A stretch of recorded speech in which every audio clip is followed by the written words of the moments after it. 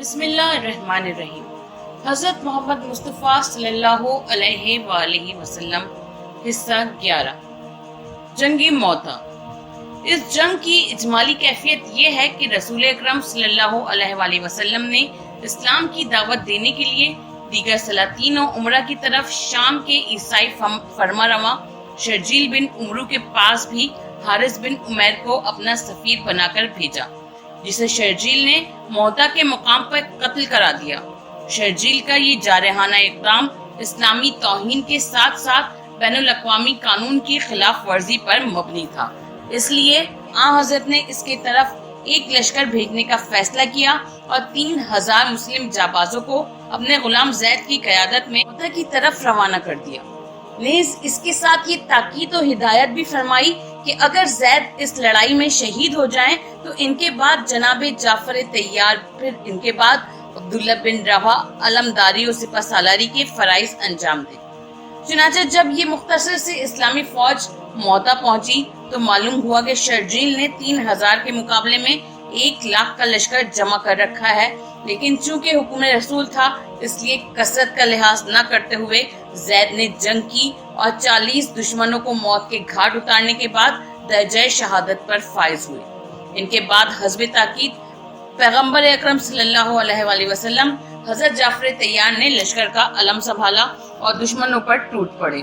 کو قتل کرنے کے بعد آپ کا داہنا ہاتھ قلم ہوا، علم کو آپ نے دانتوں سے تھام کر بائیں ہاتھ سے حملہ کیا اور پھر کچھ لوگوں کو ٹھکانے لگایا۔ بالآخر بایاں ہاتھ بھی قطع ہو گیا اور چونکہ سر سے پاؤں تک آپ کے جسم پر تیروں، تلواروں اور بھالوں کے 90 زخم کاری لگ چکے تھے اور کافی خون بہہ چکا تھا، اس لیے ناتوانی کی بنا پر آپ فرش خاک پر بیٹھ گئے اور ایک شقی نے تلوار مار کر آپ کے 2 ٹکڑے کر دیے۔ مورخین کا کہنا ہے کہ آپ کی پشت پر کوئی زخم نہیں تھا۔ یہ اس بات کا ثبوت ہے کہ وقت آخر تک آپ نے منہ نہیں موڑا۔ آپ علمداری کے فرائض عبداللہ بن رواحہ نے انجام دیے اور بہتوں کو مار کر وہ بھی شہید ہوئے۔ جب مسلمانوں نے یہ حال دیکھا تو وہ ایک دم سے لشکر غنیم پر ٹوٹ پڑے اور اس طرح لڑے کہ انہیں پسپا کر دیا۔ علامہ دیار بکری کا کہنا ہے کہ خاتمہ جنگ پر اہل اسلام حضرت جعفر طیار کی لاش کو اپنے ساتھ مدینہ لے آئے تھے، جو بعد نماز وہیں دفن کی گئی۔ وقت شہادت حضرت جعفر طیار کی عمر 41 سال کی تھی۔ حضرت صلی اللہ علیہ وآلہ وسلم کا قول ہے کہ خدا نے دونوں ہاتھوں کے عوض جعفر طیار کو زمرد کے 2 پر عطا فرمائے ہیں اور وہ ملائکہ کے ساتھ بہشت میں پرواز کیا کرتے ہیں۔ یہ جنگ مسلمانوں نے جمادی الاول سن 8 ہجری میں لڑی اور 12 صحابی درجہ شہادت پر فائز ہوئے۔ فتح مکہ۔ حدیبیہ میں قریش اور اہل اسلام کے درمیان جو معاہدہ ہوا تھا، اس میں یہ شرط بھی تھی کہ دونوں فریق 10 برس تک جنگ و قتال سے کنارہ کش رہیں گے اور ان کے ساتھ ان کے حلیف بھی اس معاہدے کی پابندی کریں گے، اور اگر کسی فریق یا اس کے حلیف نے کوئی خلاف ورزی کی تو دوسرا فریق معاہدہ صلح کا پابند نہیں رہے گا۔ قریش کے حلیف قبیلہ بنو بکر اور مسلمانوں کے حلیف بنو قزاع میں پہلے سے رنجش اور چپ کلش چل رہی تھی اور دونوں قبیلے آپس میں لڑتے بھڑتے رہتے تھے، مگر قریش اور مسلمانوں کی باہمی جنگوں کی وجہ سے ان کی آپس کی لڑائیاں کچھ عرصے تک ملتوی تھیں اور دونوں اپنے اندرونی اختلافات کو نظر انداز کر کے مسلمانوں کے مقابلے میں متحد ہو چکے تھے۔ قریش اور اہل اسلام کے درمیان جب ایک طویل عرصے کے لیے معاہدہ ہو گیا تو ایک رات بنو بکر نے بنو قزاع پر حملہ کر کے ان کا ایک آدمی مار ڈالا، جس کی وجہ سے دبی ہوئی رنجشیں پھر ابھر آئیں اور دونوں قبیلوں کے درمیان جنگ کے شعلے پھر بھڑکنے لگے۔ اگرچہ بنو قزاع کسی طرح کمزور نہ تھے اور بنو بکر کے لیے بہت کافی تھے، مگر قریش نے بنو بکر کو ہتھیار بہم پہنچائے اور اکرمہ بن ابو جہل، صفوان بن امیہ اور سہیل بن عمرو، جنہوں نے قریش کی طرف سے صلح نامہ پر دستخط کیے تھے، بنو بکر کے ساتھ شامل ہو کر بنو قزاع سے جنگ کرتے رہے، یہاں تک کہ بنو قزاع نے اپنی جانیں بچانے کے لیے خانہ کعبہ میں پناہ لی، مگر حرم کی زمین بھی ان کے خون سے رنگین کر دی گئی۔ جب بنو قزاع سے کچھ نہ بن پڑا تو ان میں سے 40 آدمیوں کا ایک وفد عمرو بن سالم کی سربراہی میں مدینے آیا اور پیغمبر اسلام صلی اللہ علیہ وآلہ وسلم کو قریش کی بدعہدی اور اپنی تباہی و بربادی کا حال سنایا۔ بنو خزاعہ کی فریاد پر آن حضرت صلی اللہ علیہ وآلہ وسلم نے ان کی مدد کا وعدہ فرمایا اور قریش کو پیغام بھجوایا کہ وہ بنو خزاعہ کی مقتولین کا خوب بہا ادا کریں یا بنو بکر کی حمایت سے دستبردار ہو جائیں، اور اگر ان دونوں باتوں میں سے کوئی بات ان کے لیے قابل قبول نہ ہو تو معاہدہ صلح کو ختم سمجھیں۔ قریش نے ان دونوں باتوں کے ماننے سے انکار کر دیا اور صاف صاف کہہ دیا کہ ہم نہ خوب بہا ادا کریں گے اور نہ بنو بکر کی حمایت سے دستبردار ہوں گے۔ قریش کی شوریدہ سری کے نتیجے میں حضرت صلی اللہ علیہ وآلہ وسلم نے اعلان کر دیا کہ اب ہمارے اور قریش کے درمیان کوئی معاہدہ نہیں رہا۔ اعلان کے بعد قریش میں کھلبلی مچ گئی اور عہد چکنی کے ہولناک نتائج ان کی نظروں کے سامنے رقص کرنے لگے۔ یہ دیکھتے ہوئے کہ مسلمانوں سے مقابلہ اب ان کے بس سے باہر ہے، انہوں نے معاہدہ صلح کو برقرار رکھنا چاہا، چنانچہ انہوں نے ابو سفیان کو مدینہ بھیجا تاکہ وہ حکمت عملی سے کام لے کر معاہدے کی تجدید کرا لیں۔ جب ابو سفیان مدینہ آیا تو وہ سب سے پہلے اپنی بیٹی ام حبیبہ کے گھر آیا جو رسول اکرم صلی اللہ علیہ وآلہ وسلم کے حرم میں داخل ہو چکی تھی۔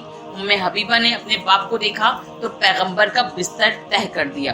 ابو سفیان نے بیٹی کے اس طرز عمل کو دیکھا تو کہا کیا میں اس بستر پر بیٹھنے کے قابل نہیں ہوں؟ ام حبیبہ نے کہا یہ پیغمبر صلی اللہ علیہ وآلہ وسلم کا بستر ہے اور آپ مشرک و ناپاک ہیں، لہٰذا مجھے یہ گوارا نہیں کہ آپ اس بستر پر بیٹھیں۔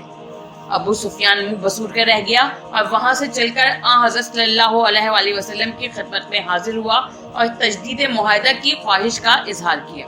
جب حضرت نے اس کی بات پر کوئی دھیان نہ دیا تو وہ حضرت ابو بکر کے پاس آیا اور کہا آپ رسول خدا سے ہماری سفارش کیجیے۔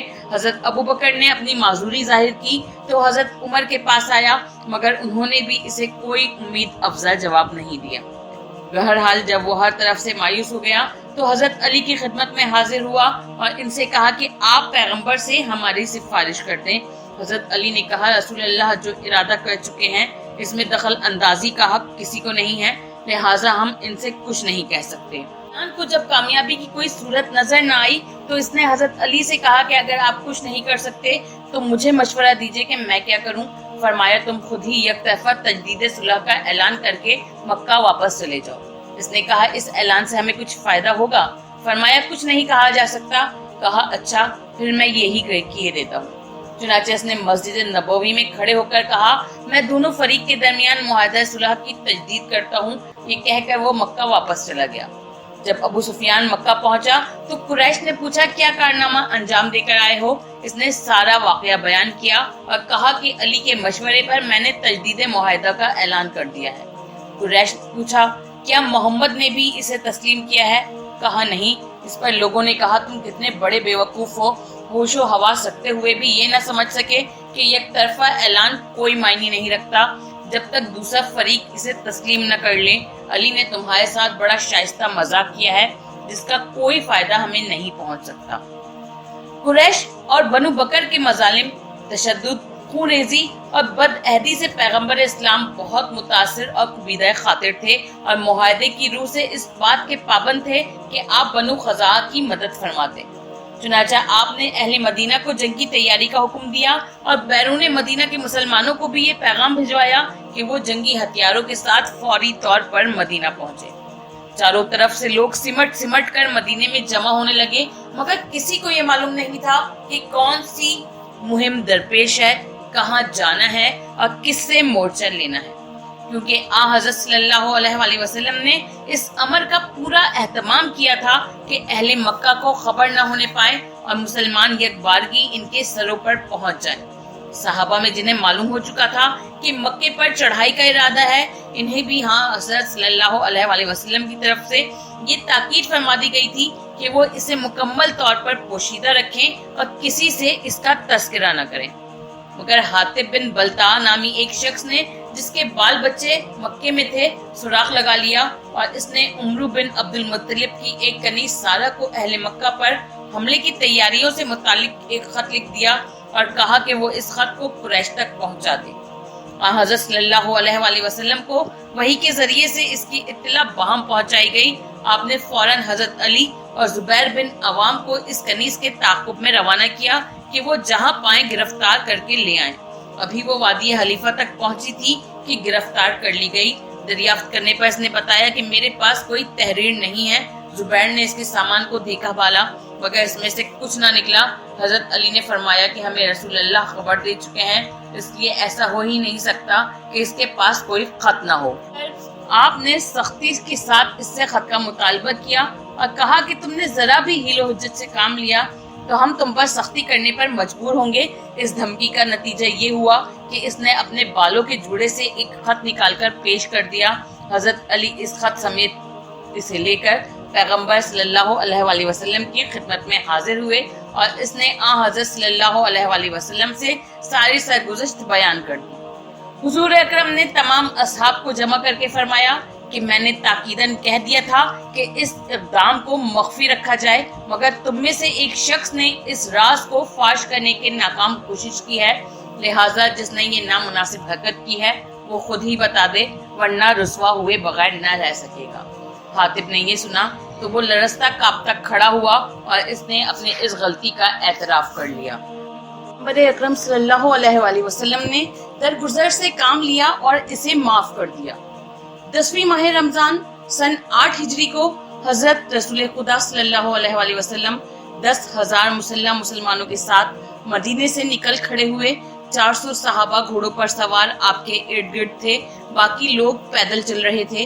جب منزل بہ منزل بڑھتے ہوئے سنیت العقاب تک پہنچے تو ام رسول صلی اللہ علیہ وآلہ وسلم عباس بن عبد المطلب اپنے اہل و عیال کے ساتھ پیغمبر کی خدمت میں حاضر ہوئے۔ انہوں نے اپنے متعلقین کو مدینہ بھجوا دیا اور خود حضرت صلی اللہ علیہ وآلہ وسلم کے ساتھ ہو گئے۔ آگے بڑھ کر مکے سے 12 میل کی دوری پر پڑاؤ ڈالا گیا۔ اس کے بعد عباس حضرت صلی اللہ علیہ وآلہ وسلم کی خچر پر سوار ہو کر اس خیال سے باہر نکلے کہ اگر کوئی آدمی مل جائے تو اس کے ذریعے قریش کو یہ پیغام بھجوائیں کہ وہ رسول خدا کی خدمت میں حاضر ہو کر امان کی درخواست کرے اور اسلام قبول کر کے اپنی جانوں کا تحفظ کر لے۔ ابو سفیان کے مدینے سے ناکام آنے کے بعد قریش کو یہ احساس تھا کہ مسلمان انہیں عہد شکنی کی سزا دینے کے لیے کوئی نہ کوئی قدم ضرور اٹھائیں گے، اس لیے وہ اکثر راتوں کو مکے کے گرد چکر لگاتے اور حالات پر نظر رکھنے کے لیے گشت کیا کرتے تھے۔ چنانچہ ابو سفیان، حکیم بن حزام اور بدیل بن ورقہ اسی مقصد کے تحت مکے کے اطراف میں گشت لگا رہے تھے کہ وہ لوگ ایک طرف آگ کی روشنی اور فوجیوں کی نقل و حرکت دیکھ کر حیرت زدہ رہ گئے۔ ابھی یہ لوگ قیاس آرائیاں کر ہی رہے تھے کہ عباس سے ملاقات ہو گئی۔ ابو سفیان نے پوچھا کہ تمہیں معلوم ہے کہ یہ فوج کیسی ہے؟ پیغمبر اسلام کے علاوہ اور کس کی ہو سکتی ہے؟ حضرت صلی اللہ علیہ وآلہ وسلم 10,000 مسلح مسلمانوں کے ساتھ مکے کی طرف بڑھ رہے ہیں اور صبح ہوتے ہی حملہ آور ہوں گے، جس کے نتیجے میں تم میں سے کوئی شخص زندہ نہ بچ سکے گا۔ یہ سن کر ابو سفیان کے ہوش اڑ گئے اور وہ کانپنے لگا۔ اس نے عباس بن عبد المطلب سے کہا کہ اب ہمارے بچاؤ کی کیا صورت ہو سکتی ہے؟ عباس نے کہا کہ تم میرے پیچھے سواری پر بیٹھ جاؤ اور چلو، میں حضرت سے کہہ سن کر تمہیں امان دلوا دوں گا۔ جب عباس بن عبد المطلب ابو سفیان کو لیے ہوئے لشکر اسلام کے درمیان سے گزرے تو حضرت عمر نے ابو سفیان کو دیکھ لیا۔ وہ بھاگتے ہوئے رسول اللہ کے پاس گئے اور کہا، یا رسول اللہ، ابو سفیان ہمارے لشکر کے درمیان ہے، یہ موقع بہت اچھا ہے، اگر آپ اجازت دیں تو میں اس کی گردن مار دوں۔ عباس نے حضرت عمر کی یہ گفتگو سنی تو انہوں نے کہا، اے عمر، اگر ابو سفیان تمہارے قبیلے بنی عدی سے ہوتا تو کبھی ایسی بات نہ کہتے۔ طبری جلد دوم صفحہ 331۔ حضرت صلی اللہ علیہ وآلہ وسلم نے عباس سے فرمایا کہ آج کی رات تم اسے اپنے خیمے میں ٹھہراؤ اور کل صبح میرے پاس لے آؤ۔ دوسری صبح کو اسے رسول اللہ کی خدمت میں حاضر کیا گیا۔ آپ نے فرمایا، اے ابو سفیان، کیا تمہیں اب بھی معلوم نہیں ہوا کہ اللہ کے سوا کوئی دوسرا معبود نہیں ہے؟ کہا، اگر اللہ کے علاوہ اور کوئی معبود ہوتا تو وہ اس آڑے وقت میں میرے کام ضرور آتا۔ فرمایا کہ کیا تم نے اب تک نہیں پہچانا کہ میں اللہ کا رسول ہوں؟ کہا کہ اس کے بارے میں میرا ذہن صاف نہیں ہے۔ عباس نے کہا، اے ابو سفیان، اگر اپنی جان کی خیر چاہتے ہو تو اسلام قبول کر لو، ورنہ کسی کے ہاتھ سے مارے جاؤ گے۔ جب ابو سفیان کو مسلمان ہوئے بغیر اپنی جان بچتی ہوئی نظر نہ آئی تو بحالت مجبوری اس نے بظاہر کلمہ پڑھ لیا اور مسلمانوں کی صف میں شامل ہو گیا۔ عباس نے سفارش کی، یا رسول اللہ، ابو سفیان مزاجن اور فطرتاً جاہ پسند ہے، اس لیے اس کی کوئی امتیازی حیثیت دے کر اس کی دل جوئی کی جائے۔ آپ نے فرمایا، جو ابو سفیان کے گھر میں پناہ لے گا اس کے لیے امان ہے، اور مسجد حرام میں جو پناہ لے گا اسے بھی امان دی جائے گی۔ اور جو اپنے گھر کا دروازہ بند کر لے گا وہ بھی محفوظ رہے گا۔ ابو سفیان جب مسلمان ہو کر مکے میں آیا تو قریش نے حالات معلوم کرنے کے لیے اسے چاروں طرف سے گھیر لیا۔ اس نے بتایا کہ محمد ایک لشکر جرار لے کر آئے ہیں، تم لوگ ان کا مقابلہ نہیں کر سکتے، لہٰذا بہتر ہے کہ اسلام قبول کر لو ورنہ سب کے سب مارے جاؤ گے۔ اس کی بیوی ہندہ بنت عتبہ نے جب یہ سنا تو آگے بڑھ کر اس نے ابو سفیان کی داڑھی پکڑ لی اور کہا، اے لوگو، اس بوڑھے احمق کو قتل کر ڈالو۔ ابو سفیان نے کہا، یاد رکھو، اگر تم نے اسلام لینے میں ذرا بھی پس و پیش کیا تو تمہاری بھی گردن اڑا دی جائے گی۔ قریش ابھی سوچ ہی رہے تھے کہ کیا کرنا چاہیے کہ چاروں طرف سے اسلام کے پرچم لہرانے لگے اور دیکھتے ہی دیکھتے مکے کی فضا پر چھا گئے۔ حضرت علی بن ابی طالب علیہ السلام ہاتھ میں علم لیے اور لشکر کی قیادت کرتے ہوئے بڑے شان بے نیازی کے ساتھ داخل مکہ ہوئے۔ قریش میں اتنی طاقت و قوت نہ تھی کہ مسلمانوں کے اس بڑھتے ہوئے سیلاب کو روکتے، لہٰذا وہ اپنے گھروں میں دبک کر بیٹھ گئے اور کل جن لوگوں کے لیے مکہ کے دروازے بند کیے تھے آج ان کے لیے فتح و کامرانی کے دروازے کھل گئے تھے۔ اسلام جب مکے کے بالائی سمت سے شہر میں داخل ہوئے تو اس وقت آپ کسورہ نامی ایک ناکے پر سوار تھے۔ آپ سیدھے خانہ کعبہ کے پاس آئے اور اس کا طواف کیا۔ طواف سے فارغ ہوئے تو دیکھا کہ عمائدین قریش سر جھکائے کھڑے ہیں۔ حضرت صلی اللہ علیہ وآلہ وسلم نے ان سے پوچھا کہ تم لوگ خود ہی بتاؤ کہ تمہارے ساتھ کیا سلوک کیا جائے۔ ان لوگوں نے کہا، ہم آپ کے نسبی شرافت کے پیش نظر صرف بھلائی کی امید کر سکتے ہیں۔ آپ نے فرمایا، جاؤ، تم سب آزاد ہو، تم سے کوئی مواخذہ نہیں کیا جائے گا۔ یہ پیغمبر اکرم صلی اللہ علیہ وآلہ وسلم کی اعلیٰ ظرفی، بلند کرداری اور کشادہ نظری کا کرشمہ تھا کہ جو لوگ آپ کے خون کے پیاسے تھے اور ہر وقت دشمنیوں انات پر کمر بستہ رہتے تھے، وہی حلقہ بگوش اسلام ہو کر آپ کا کلمہ پڑھنے لگے اور کل کا یتیم نہ صرف ان کے جسموں بلکہ ان کے دل و دماغ اور ضمیر و وجدان پر بھی حکومت کرنے لگا۔ قریش کی دھاک ختم ہو گئی، کفر کا شیرازہ بکھر گیا اور اسلام کا پرچم سرزمین بطحا پر بھی لہرانے لگا۔ مشرکین کا انجام۔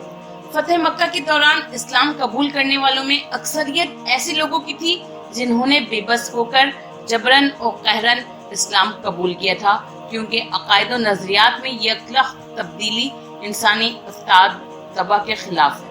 ان اسلامی لبادہ اڑنے والوں کے علاوہ کچھ لوگ ایسے بھی تھے جو اپنی کفر پر بضد تھے اور وقتی طور پر مکے سے چلے گئے تھے یا ادھر ادھر رپوش ہو گئے تھے۔ یہ لوگ اسلام کے لیے خطرناک ثابت ہو سکتے تھے، اس لیے ضرورت تھی کہ انہیں سنگین سزائیں دے کر فتنہ و شر کے ابھرنے سے پہلے انہیں ہمیشہ کے لیے دبا دیا جائے۔ پیغمبر اکرم صلی اللہ علیہ وآلہ وسلم نے اگرچہ عمومی طور پر امان کا اعلان کر دیا تھا، مگر چند فتنہ پروازوں کے بارے میں یہ حکم بھی دیا تھا کہ انہیں جہاں پاؤ قتل کر دو۔ چنانچہ ان افراد میں عبداللہ بن حنظل اور اس کی کنیز جو رسول اللہ کی ہجو گایا کرتی تھی، حوارث بن نقید اور مقیس بن سبابہ اپنے کیفر کردار تک پہنچائے گئے اور کچھ لوگوں کی جاں بخشی بھی کی گئی، جیسے کہ عبداللہ بن ابی سرا نے حضرت عثمان کی پناہ حاصل کی اور انہی کی سفارش پر اسے چھوڑ دیا گیا۔ اکرمہ بن ابو جہل یمن کی طرف بھاگ گیا، مگر اس کی بیوی ام حکیم نے اس کے لیے امان کی درخواست کی تو اسے بھی امان دے دی گئی۔ بتوں کا انجام۔ مشرکین قریش کے ذوق بت پرستی نے خانہ کعبہ کو صنم قدا اور سرزمین مکہ کو بتوں کا مسکن بنا رکھا تھا۔ قریش کا سب سے بڑا دیوتا حبل تھا جو خانہ کعبہ کے اندر ایک بلند مقام پر نصب تھا اور اس کے آس پاس سینکڑوں بت ایک دوسرے سے جڑے بندھے رکھے تھے، اور سال کے 360 دنوں میں ہر ایک دن ایک بت کی پرستش کے لیے مخصوص تھا۔ اہل مکہ کی دیکھا دیکھی اطراف و جوانب کے لوگ بھی بت پرستی کی طرف مائل تھے۔ حج کے موسم میں جب وہ مکہ آتے تو حرم سے پتھر اٹھا کر لے جاتے اور انہی بتوں کی شکل و صورت میں تراش کر اپنے یہاں نصب کر لیتے، یہاں تک کہ تمام عرب میں بت پرستی عام ہو گئی اور ہر قبیلے نے اپنے لیے علیحدہ علیحدہ بت بنا لیے۔ مکے سے ایک منزل کے فاصلے پر مقام نخلا میں عزا کے مورتی نصب تھی جو قریش اور بنی کنانہ کی عقیدت کا مشترکہ مرکز تھا۔ طائف میں لات نصب تھا جو اوس و خزرج اور غسان کا دیوتا کہلاتا تھا۔ قبیلہ ہمدان نجران میں یعقوب کی پوجا کی جاتی تھی، یعنی کہ اطراف میں بنی حزیل کا بت سوا نصب تھا اور دومتل جندل میں بنی کلب کا دیوتا بت تھا۔ اسی طرح مختلف قبیلوں میں مختلف دیوتاؤں اور دیویوں کی پوجا ہوتی تھی۔ ये बुत परस्त इन बेजान और अक्लो शऊर से आरी पत्थरों को खुदा का शरीक कार समझते थे और इसके सामने गिड़गिड़ाते थे, झोलियां फैलाते और मुरादे मांगते थे और ये समझने से कासिर थे कि पत्थर आखिर पत्थर है, इसकी क्या हकीकत कि ये किसी को कुछ दे सके या किसी से कुछ ले सके। मक्के पर फौज कशी का ये मकसद हरगिज नहीं था कि पैगंबर इस्लाम सल्लल्लाहु अलैहि वसल्लम अपनी मुमलिकत को वसअत दें या फातिह ताजदार कहलाएं, बल्कि आपका असल मकसद बुत परस्ती को खत्म करके तौहीद का परचम बुलंद करना था। चुनाचा मक्का को ज़ेरे नगी करने के बाद आपने सबसे पहले बुतों की शिकस्त व रेख्त पर तवज्जो फरमाई और हजरत अली अलैहिस्सलाम को अपने हमराह लेकर काबा में दाखिल हुए। दरो दीवार पर बनी हुई फरिश्तों और नबियों की फर्जी तस्वीरों को खुरच कर मिटाया, फिर जहां तक हाथ पहुंच सकता था वहां तक रखे हुए बुतों को तोड़ा। हबल और इसके साथ कई बड़े बड़े बुत एक बुलंद मकाम पर नस्ब थे जहां हाथ नहीं पहुंच सकता था। हजरत अली ने कहा, या रसूलल्लाह, आप मेरे कांधों पर सवार होकर इन बुतों को नीचे उतारिए। आपने फरमाया, ए अली, तुम नबूवत का बोझ ना उठा सकोगे, लिहाजा बेहतर है कि तुम अपने पाँव मेरे शानों पर रखकर खड़े हो जाओ। गर्ज के हजरत अली रसूलुल्लाह के कांधों पर सवार हुए और ऊपर से बुतों को उठा कर नीचे पटका। इस वक्त रसूल खुदा सल्लल्लाहु अलैहि वसल्लम ने हजरत अली से पूछा, या अली, इस वक्त तुम अपने ताई कैसा पाते हो? कहा, या रसूलल्लाह, ऐसा लगता है कि तमाम पर्दे मेरी आंखों के सामने से उठ गए हैं और मेरा सर गोया अर्श आजम पर है और जिस चीज की तरफ हाथ बढ़ाता हूँ वो मेरे हाथों में आ जाती है। आपने फरमाया, या अली, तुम्हें मुबारक हो कि तुम कार्य खुदा अंजाम दे रहे हो और मुझे मुबारक हो कि मैं इस वक्त बारे हको इमामत उठाए हुए हूँ। हजरत अली जब सनम अकबर हबल को तोड़ने के बाद दोषे पैगंबर से नीचे तशरीफ लाए तो आपने मुस्कुराते हुए पैगंबर से कहा, या रसूलल्लाह, मैं इतनी बुलंदी से कूदा हूँ, फिर भी मुझे हैरत है कि मेरे जिस्म पर कोई चोट तो क्या खराश तक नहीं आई। पैगंबर सल्लल्लाहु अलैहि वसल्लम ने फरमाया, चोट क्यों कर आएगी अली, अल्लाह के रसूल ने तुम्हें बुलंद किया और जिब्राइल ने बाआफियत तुम्हें उतारा है। दर हकीकत ये अली की महराज थी जो साहिब महराज के कांधों पे हुई। तत्हीर काबा के बाद हजरत सल्लल्लाहु अलैहि वसल्लम ने हजरत अली की क़यादत में चंद लोगों को अतराफ व जवानिब में बुतों की तोड़ने के लिए भेजा और सारे बुत मस्मार कर दिए गए। रफ्ता रफ्ता जोहर का वक्त हुआ। बिलाल ने सक़फ़े काबा पर खड़े होकर अजान दी। हजरत सल्लल्लाहु अलैहि वसल्लम ने नमाज जोहर पढ़ाई और खुतबा दिया। बैअते आम। खाने काबा में बुत शिकनी और नमाज जोहरैन अदा करने के बाद हजरत सल्लल्लाहु अलैहि वसल्लम कोहे सफा पर तशरीफ फरमा हुए। हजरत अली को अपने पहलू में बिठाया। हजरत उमर नीचे खड़े हुए और बैअत आम का सिलसिला शुरू हुआ।